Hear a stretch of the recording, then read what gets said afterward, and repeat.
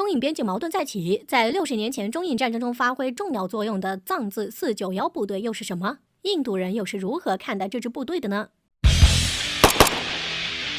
据媒体报道，近日，印度东部军队司令潘德透露，中印在最近第13轮军长级会谈依旧没有达成一致，导致印度或修改与中国达成的边界保护议定书。该协议书规定了中印双方在边境地区实际控制线互相撤军的范围。一旦印度撕毁条约，再度派兵进入中国地界，有可能引发中印边境冲突的加剧，甚至引起中印军事对抗。纵观近年来中印两国围绕边境问题引发的一系列冲突，总是离不开1962年中印战争的影响。60年前，中印两军在边境大打出手，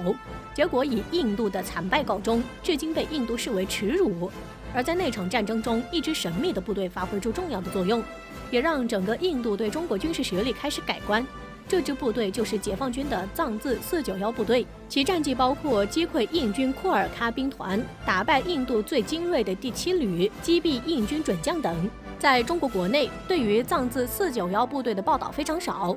只知道这是一支专门应对中印战争的部队，里面的士兵个个都是精英。而在中印战争结束后，藏自491部队随之解散。而最近，印度国防时报专门刊登了一篇讲述藏自491部队的文章。而在印度人的视角下，藏自491部队又是怎样的存在呢？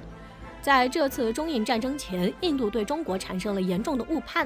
当时中国刚经历大跃进错误，随即导致3年自然灾害，整个国内经济严重受挫。受此影响，中共领导人毛泽东在党内地位有失势的倾向。整个中国似乎在经济与政治上都遭遇到前所未有的动乱，而此时印度看到了机会。当时的印度争取到了国际上2个超级大国苏联与美国的支持，认为自己完全有能力一劳永逸地解决中国问题，于是在边境问题上不断采取攻势，终于把中国逼到开战的地步。然而，事实证明，中国并非一直选择退让，而是早就做好了战争准备。从开战时机以及军事部署上就能证明，时间上，中印战争时间在1962年6月至11月。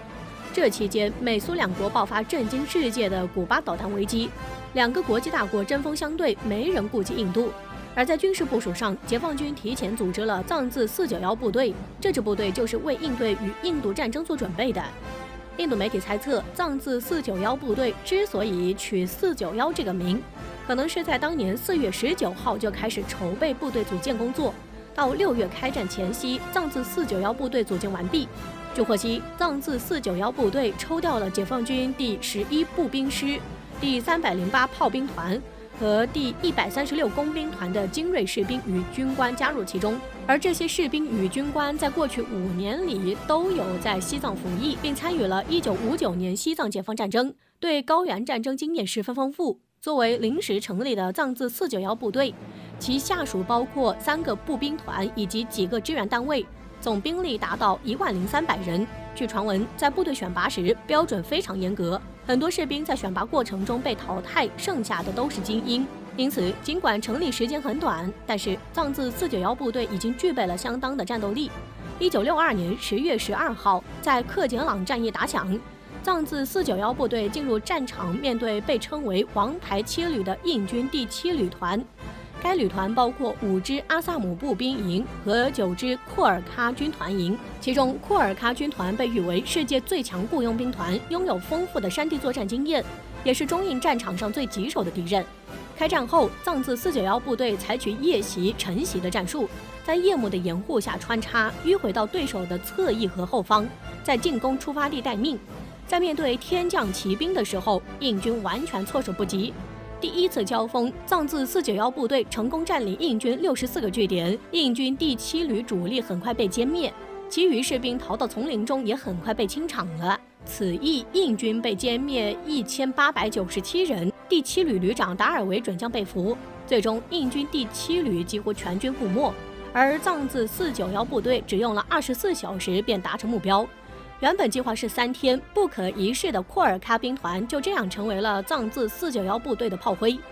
在取得克杰朗战役胜利后，藏自491部队随即担任了接下来邦迪拉战役的进攻主力，而当时印军的士气已经低落至极点。藏自491部队利用迂回穿插，采用长蛇阵部署，将敌人部队应声截断。印度此时阵脚大乱，纷纷溃败。最终，这场战役，藏自491部队歼灭印军1120人，击毙了印军第62旅旅长豪尔辛格准将。1963年6月，中印边境战争已经基本平息，中共也宣布解散藏自491部队。由此，印度人也得出一个事实，那就是藏自491部队就是为给印度上一课而准备的。这说明中国在开战前就已经在如火如荼地训练军队，而不是如印度人猜的那样显得完全束手无策。相反，自认为准备周全的印度政府却忽视了解放军的动向，最终导致了惨败。有意思的是，一向心高气傲的印度媒体最后也对藏自491部队给出很高的评价。藏自491部队在战术、情报与斗志上都要远胜于印度军队。印度人认为，藏自491部队的成立是中国对印度开展对抗的转折点，这支部队给了印度一个深刻的教训。而印度情报部门始终无法理解，仅存在1年的藏自491部队究竟是如何准备的，这也是中印之间差距所在。藏自491部队与印军的作战可以说是1962年中印战争的缩影。至今还有不少印度专家认为，1962年战争的失利是因为印军准备不足，并且领导人软弱避战，导致被中国军队趁虚而入了。但事实上，开战前印度积极挑起战争，并不能用准备不足以及领导人软弱避战来解释。而在战争结束后，中国方面对印军的评价则是，印军表现较好的部队大致相当于解放战争时期国民党中等部队的水平。直白来说，中国方面认为印度士兵战斗力仅为国民党地方军队的水平，比不上国军5大主力，根本不会是在战场上横扫国军的解放军对手。如今60年过去了，印度人还信心满满地认为，如果中印再度爆发战争，印度肯定能一雪前耻。然而事实是，2021年中印军事差距可能要比1962年还要大。就从去年6月份加勒万河谷事件之后，中印对比来看就能看出问题所在了。在入冬的时候，印度立马出现后勤问题。就印度媒体的曝光来看，由于高寒低温的问题，印度前线大量士兵缺乏保温帐篷与保暖衣而被冻伤。但又由于交通不便，只有冻伤非常严重的士兵才能被送到山下医院救治。而此时，解放军已经在边境改起保温宿舍、暖气、健身设备，甚至游戏街机一应俱全。光是后勤保障上，中印两军就已经出现了极大的差距。在这种环境下，印度士兵哪来的士气战斗？即使不考虑武器代差，也不考虑印度军队弹药都无法维持多久。中印在今天开战的话，印军恐怕也不会比1962年好到哪里去。